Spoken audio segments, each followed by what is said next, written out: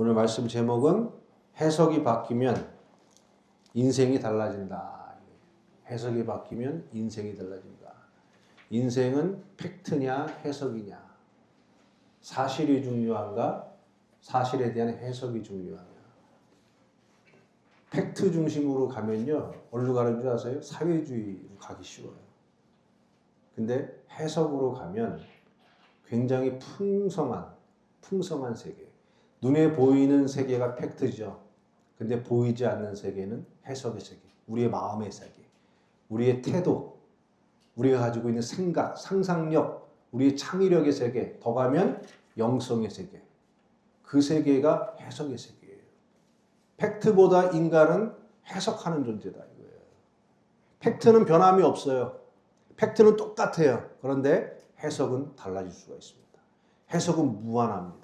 그러니까 팩트를 바꾸는 인생이 달라지는 게 아니라 팩트보다 더 위대한, 훨씬 더 스펙트럼이 넓은 해석이 바뀌는 사람이 인생이 달라질 수 있다 이겁니다. 문제는 뭐냐면 해석이 달라지지 않는다 이거예요. 예수님 안 믿다가 예수님 믿었는데 세상이 똑같아 보인다 이거예요. 여전히 똑같아 보여. 배우자도 똑같아 보이고 내 인생의 과거도 똑같아 보이고 예수 믿고 교회 와도 달라진 게 없어요. 그럼 뭐가 달라진 거예요? 팩트는 하나도 안 달라졌고 해석도 안 달라졌다 이거예요. 그러니까 예수 믿어도 예수 믿는 변화가 아무것도 일어나지 않아요. 여러분, 하나님의 말씀은 능력이 있어서 우리의 혼과 골수를 쪼개고 심령도 완전히 새롭게 변화한다 그랬잖아요. 그런데 왜 복음을 듣는데 왜 생각도 하나도 안 바뀌고 인생을 보는 해석과 관점도 하나도 안 바뀔까요? 이게 문제다 이거예요. 우리 믿음의 선조들은 예수 만나면 다 바뀌었어요. 다 바뀌었어요. 그들은 왜 바뀌었는데 오늘날은 왜 안 바뀌고 똑같은 세상 사람들과 똑같은 시각과 태도와 인생관을 가지고 똑같이 살아가다가 교회에 와서 그냥 듣고 또 삶으로 가서 똑같이 말하고 똑같이 느끼고 똑같이 생각하고 똑같은 견해를 가지고 살아가는가. 이게 여러분 생명 있는 복음이 들어간 게 아니죠. 왜 그런지 오늘 저는 이제 한 4가지 되는데 지난번에 설교에 이어서 좀 더 보강을 해서 오늘 여러분과 나누려고 합니다. 제가 지금 오늘 말씀드리는 거는 너무너무 중요한 거예요. 여러분 반드시 오늘 들으시는 말씀을 확 붙잡으시기 바랍니다. 확 붙잡으셔야 돼요. 이거 못 붙잡으면요 안 바뀌어요. 성경을 보고 그 안에 흐르는 원리, 패턴 이런 것들을 보면 정확하게 이 얘기로 나와요. 그게 뭐냐? 첫 번째가 뭐냐? 근원 경험입니다. 근원 경험. 정점 경험이라고도 해요. 우리가 여러분 내 인생을 망가뜨려 놓은 어떤 체험을 뭐라 그럽니까? 그 체험이 있어서 그 타격이 커가지고 우울해지고 평생 절망스럽고 부정적이게 되고 사람 믿지 못하고 이렇게 뭐가 있다 그래요? 트라우마가 있다 그러잖아요. 어떤 트라우마의 공격을 딱 받으면 그게 기억에 자리 잡으면 일평생 그 상처받았던 관점이 그 사람 마음을 딱 붙잡고 있죠. 그러니까 그 기준으로 세상을 보게 된다 이거예요. 그 기준으로. 그런데 트라우마에 반대되는 경험이 뭐냐? 그거를 정점 경험 혹은 근원 경험이라고 해요. 이건 무슨 말이냐?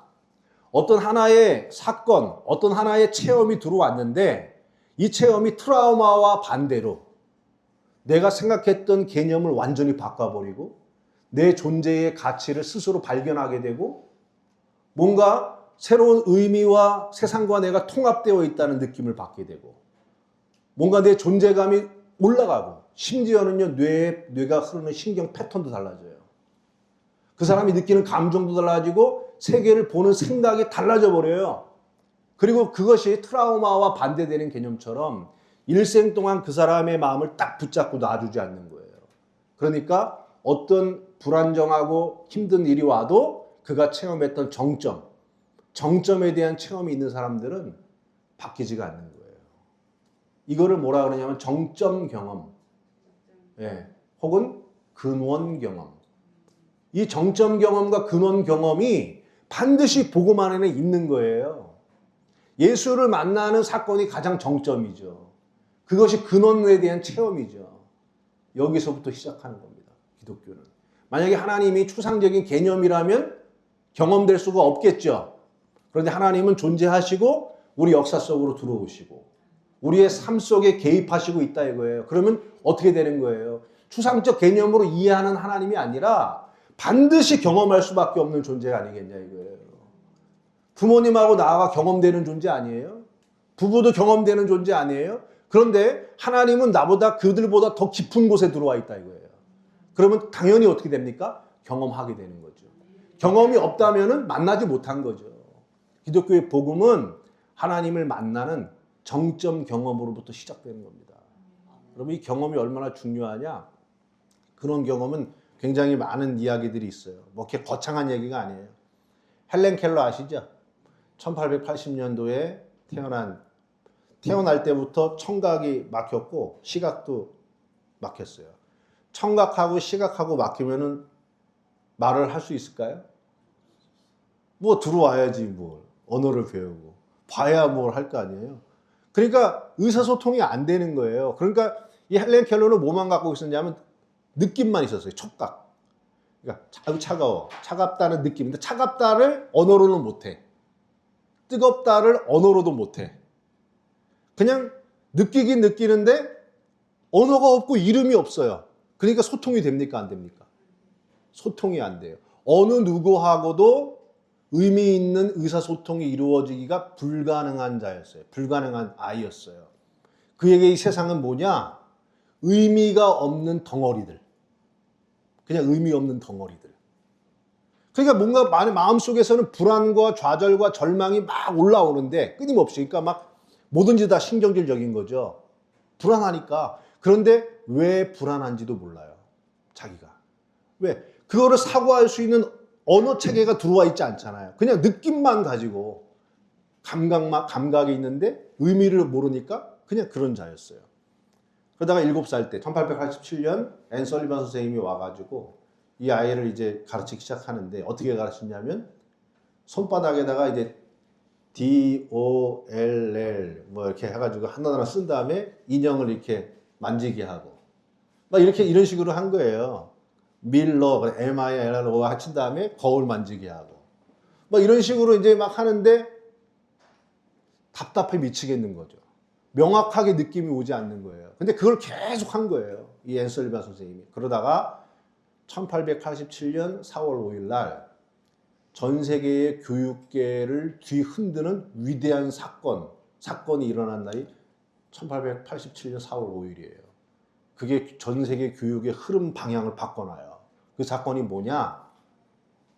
어느 그 우물가에서 펌프 있는 데로 앤 설리반 선생님이 데려간 거예요. 헬렌 켈러를. 데려가가지고 얘가 차가운 거하고 뜨거운 건 알잖아요. 그런데 처음으로 이제 설리반 선생님이 이 아이의 한 손을 잡고 물을 이렇게 딱 한 거예요. 그러니까 애가 확 놀랬죠. 놀래놓고 그 잡고 또 한쪽 손에다가는 WATER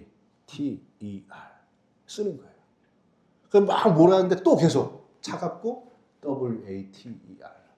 그러니까 얘가 단어는 모르는데 그 그림 느낌 W가 이렇게 생긴 거하고 A 하고 이게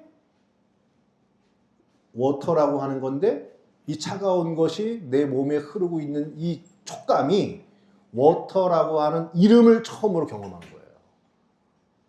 그전에는 그냥 느낌만 있었는데 그 느낌이 이름하고 연결이 된 거예요. 이름. 여러분 느낌이 이름하고 연결되면 어떻게 될까요? 이름이 되면 나와 연결되는 거예요. 연결이 되면 뭘 찾아요? 의미가 만들어져요. 아, 이게 내 손에 있는 게 WATER이라고 하는 거구나. 이게 나를 차갑게 하고 내가 이걸 먹기도 하는구나. 내가 때로는 목말라 하던 게 이거구나.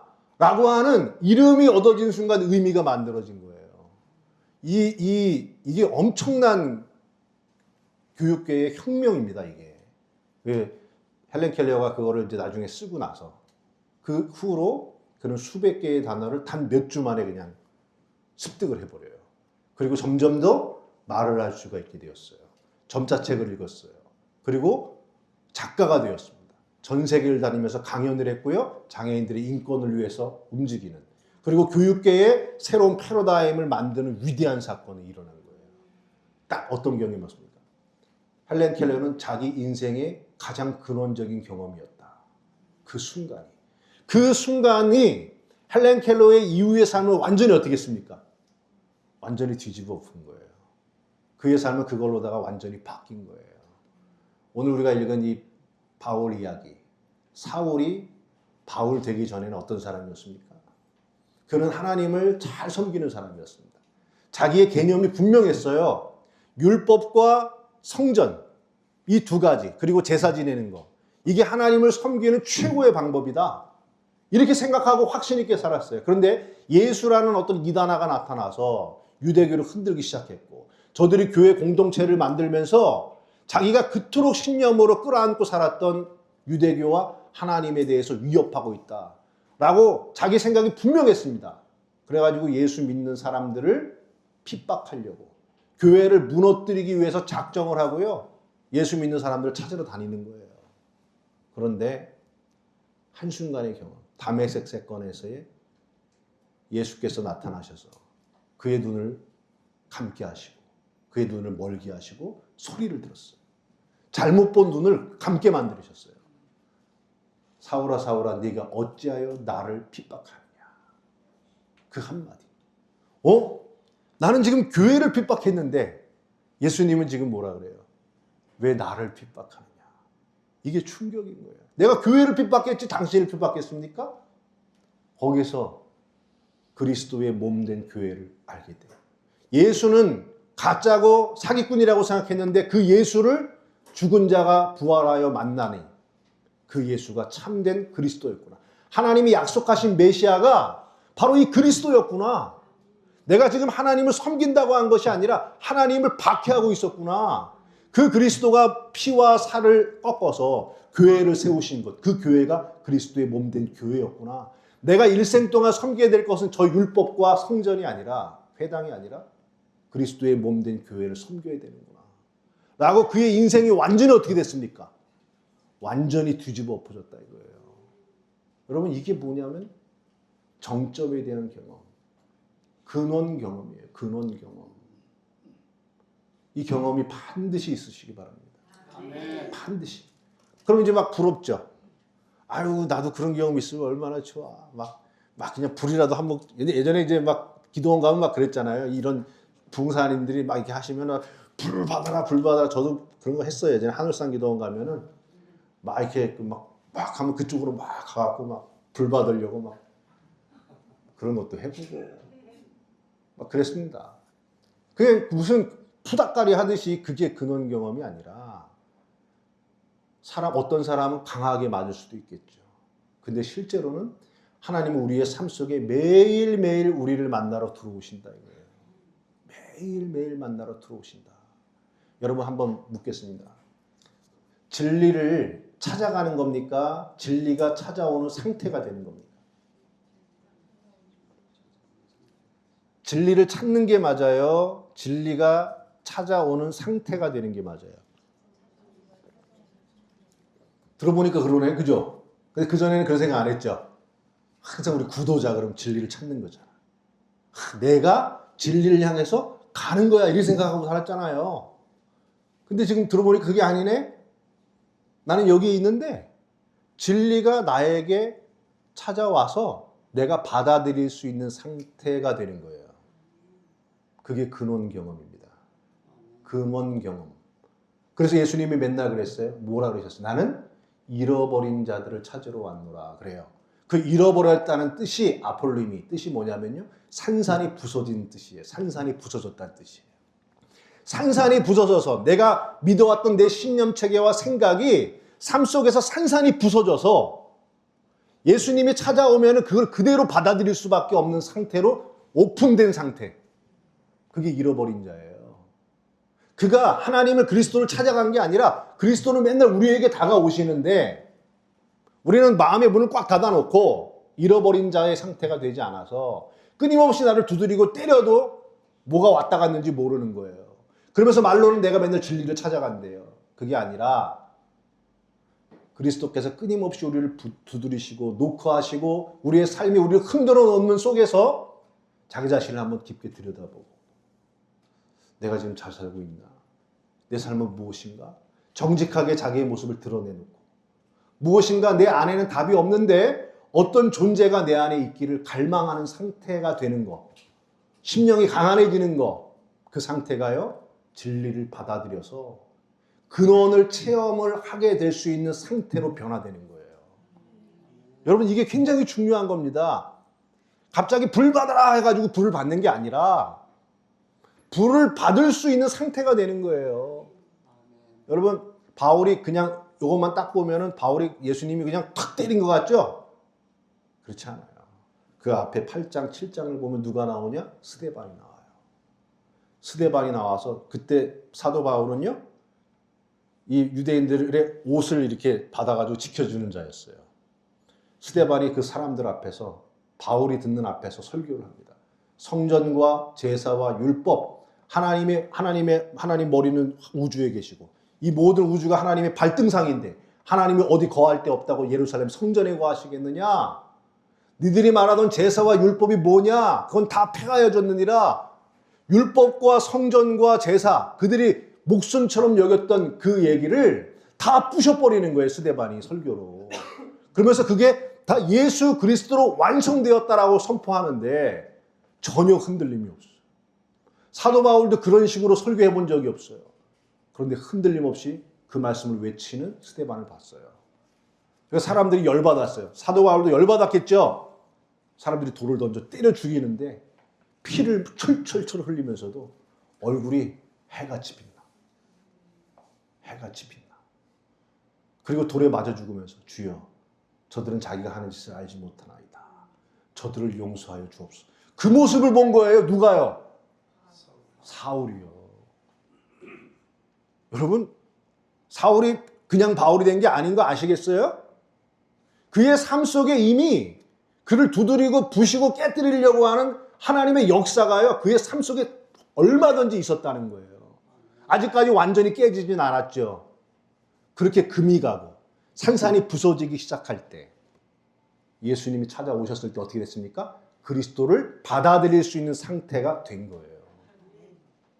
그래서 그리스도를 만나는 그런 체험을 했습니다. 우리가 그리스도 찾아가는 거 아니고요. 우리가 그 경험하는 거 아니에요. 나에게 일어나는 사건이 되어야 돼요. 그건 어떻게 이루어집니까? 여러분의 지금 삶 속에.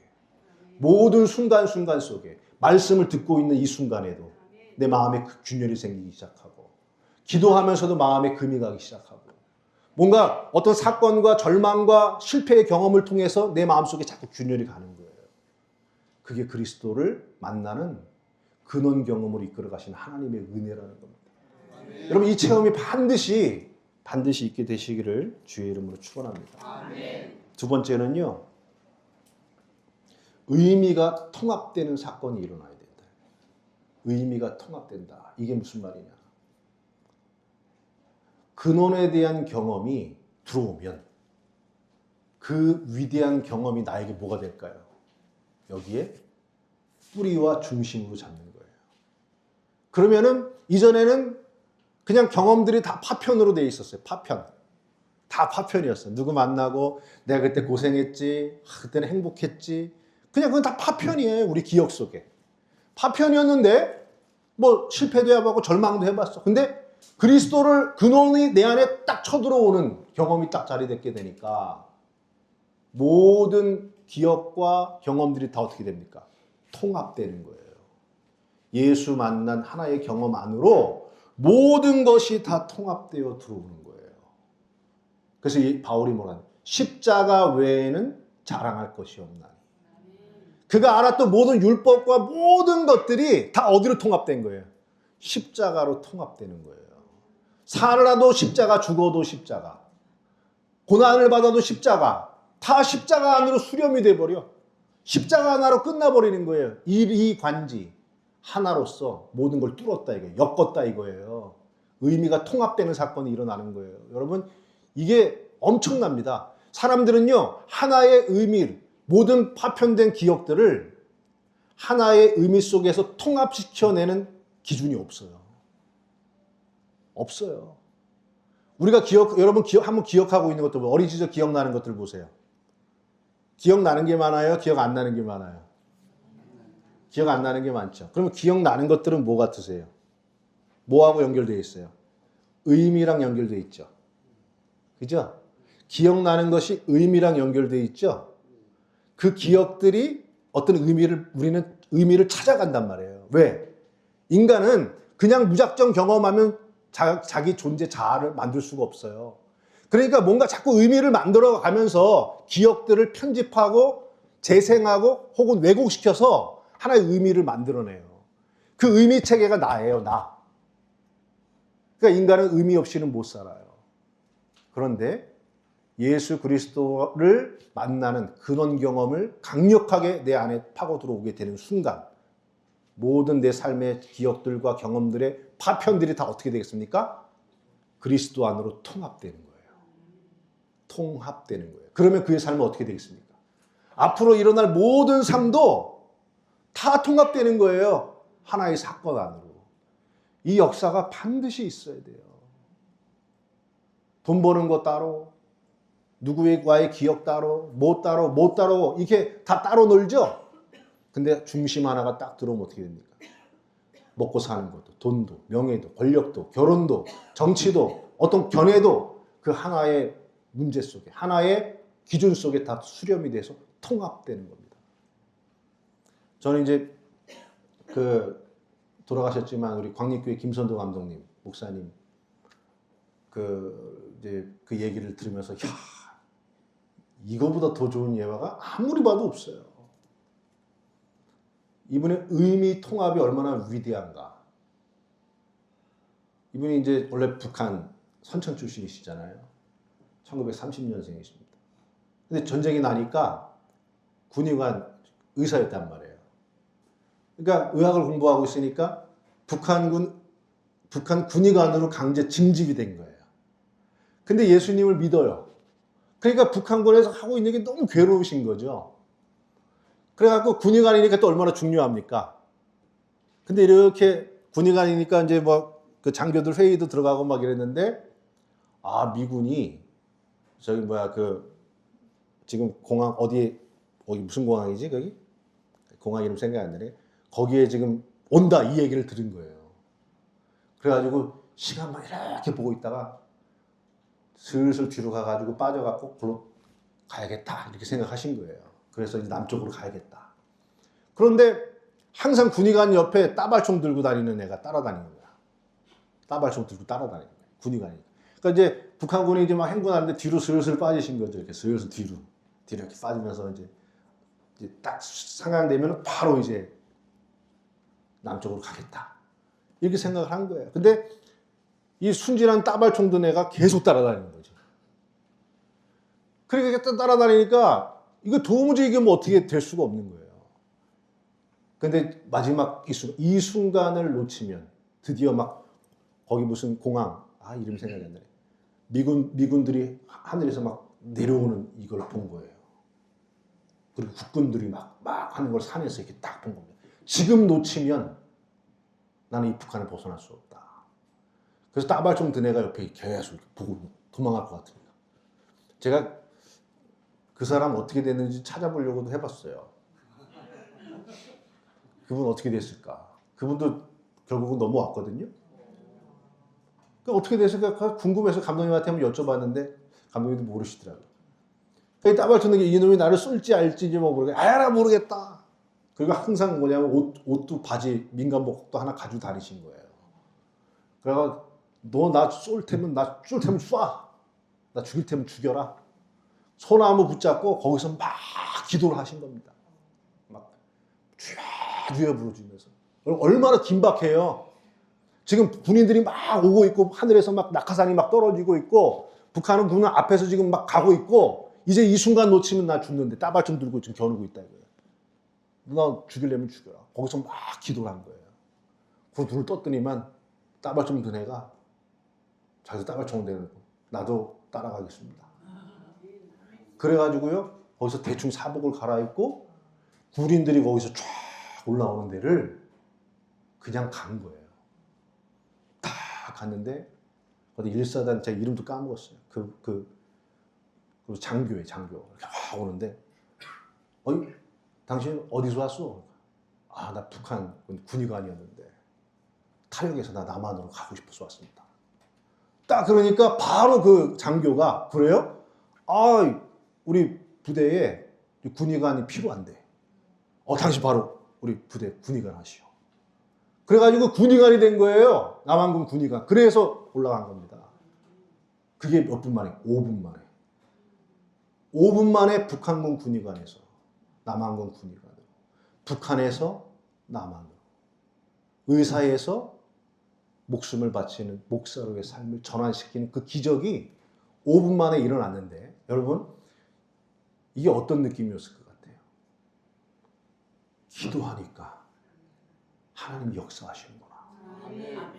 하나님이 내 인생에 개입하고 계시는구나. 이야, 이걸 경험한 거예요.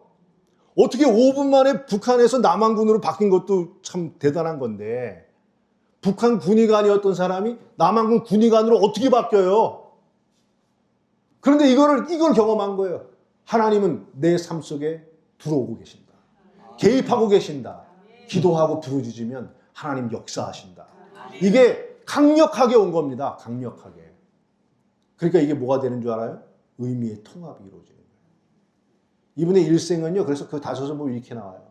그 5분이 내 인생을 바꿨는데 그 5분으로 나는 내 인생 모두를 해석하면서 살았다. 그리고 남은 내 인생도 남은 이제 5분밖에 남지 않은 내 인생도 이 5분을 해석한 믿음으로 살아갈 것이다. 5분이 인생의 90년을 꿰단 말이에요. 의미를 통합시켰단 말이에요. 그래서요. 감독님 같은 경우는 그 5대 철학이 있어요. 적극적 사고, 풍요로운 삶의 창조, 성실한 생활, 사랑 실천, 열취된 순종. 이게 그냥 나온 게 아니에요. 의미가 통합된 5분의 기적에 통합된 하나님에 대한 체험이 그의 철학이 되었고 시스템화되어서 광림이 되었고 더 놀라운 건 우리나라 근대사에서 사람들의 오퍼레이션 시스템 아주 전근대적인 사고방식에 사로잡혀 있고 유교적이고 폐쇄적이고 부정적이고 사회주의 사상에 물들어서 오염됐던 대한민국의 이 사고 체계를요. 믿음과 적극적 신앙으로 그 사고 체계를 뒤집어 놓은 거예요. 이거 분명히 김선동 감독님은 재해석돼야 됩니다. 그러니까 말씀을 듣고 복음을 들은 게 실제로 내 사고 체계를 뒤집는 체험을 본인이 하셨고 광님이 그걸 한 거예요. 저 소리를 들으니까 내 생각이 바뀌네. 우와, 이게 희망이 있네. 하나님 함께 하시네. 사고 체계를 바꿔놓는 거예요. 이 역사가 여러분 그냥 일어난 게 아닙니다. 의미 한 사람 안에 일어났던 의미의 통합이 그의 인생 전체를 바꿔놓는 거예요. 이제는 힘들어도 하나님 개입하실 거야. 기도하면 하나님이 도와주실 거야. 너가 무슨 능력을 가졌는지가 중요하지 않아. 하나님은 그보다 더 위대하셔. 하나님 붙잡으면 하나님 역사하실 거야. 그걸로다가 평생 살아가신 거예요. 여러분, 내 인생에 모든 기억과 경험들이 통합되지 않았다면 하나의 의미로 통합되지 않았다면 그는 아직 그런 경험 못한 겁니다. 그런 경험이 없는 거예요. 이 세계로 들어가셔야 돼요. 지난주에도 지지난번도 2개 하다 말았는데 다음 주에는 나머지 꼭 이어서 할게요. 그 다음에가 이제 중요한 게 해석 체계가 전환됩니다. 해석 체계가 전환이 돼요. 그 다음에는 태도가 바뀝니다. 태도가 바뀌고 그리고 나서 진짜 삶이 바뀌어요. 그래서 성경은 제일 먼저 뭘 얘기하느냐? 회개하라. 메타노예요. 뭡니까? 너가 생각한 사고의 체계, 삶의 체계를 뒤집어 엎어야 된다. 뒤집어 엎으려면 어떻게 되냐? 회개하라. 천국이 가까이 왔느니라. 그 천국을 얻는 자가 누굽니까? 심령이 가난한 자, 애통하는 자, 진리를 받아들일 수 있는 상태로 무너져버린 사람. 그 사람들의 회개의 은혜, 사고체계가 전환되는 그런 역사를 이루게 된다. 이런 말씀입니다. 여러분 반드시 생각하십시오. 해석이 바뀌어야 인생이 바뀌는 겁니다. 해석이 바뀌어요. 우리 맨날 그러잖아요. 하나님 이것 좀 해결해 주세요. 이것 좀 해결해 주세요. 이것 좀 해결해 주세요. 아니요. 이것에 대한 저의 해석을 바꿔주세요. 이게 답이에요. 이게 답입니다. 여러분도 그렇게 되시기를 주의 이름으로 축원합니다.